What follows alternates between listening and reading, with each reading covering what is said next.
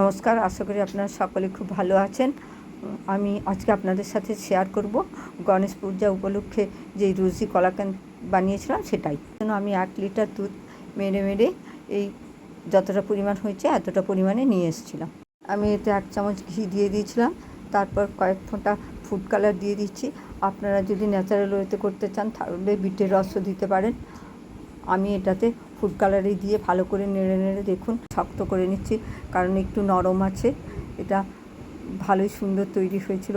আমি প্রসাদে দেবো বলে একটু কালারটা দিলাম, দেখতে বেশ ভালো লাগবে, ওই জন্য আপনারাও বাড়িতে এইভাবে বানাতে পারেন। এতে আপনারা এলাচ গুঁড়োও দিতে পারেন। আমি এখন এতে 2 টেবিল চামচ মতো কনডেন্স মিল্ক দিয়ে দিলাম। কনডেন্স মিল্কটা দিয়েও এটা ভালো করে মিশিয়ে নিতে হবে।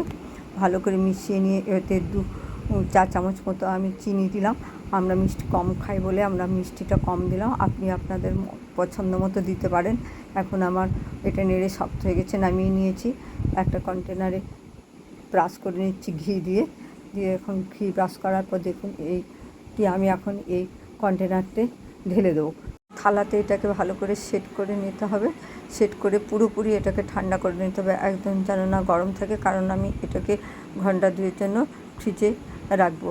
2 ঘন্টা পর ফ্রিজ থেকে বের করে নিয়ে আপনারা আপনাদের পছন্দ মতো শেপ করে কেটে নিয়ে এতে নিজেদের মতো করে ডেকোরেশন করে নেবেন। আমি ফ্রিজ থেকে বের করে এটা চৌকো করে কেটে পেস্তা দিয়ে ডেকোরেট করে নিয়েছিলাম। ভালো থাকবেন, সুস্থ থাকবেন, পাশে থাকবেন। লাইক, শেয়ার, কমেন্ট এবং সাবস্ক্রাইব করুন। দেখা হবে পরের একটি ব্লগে।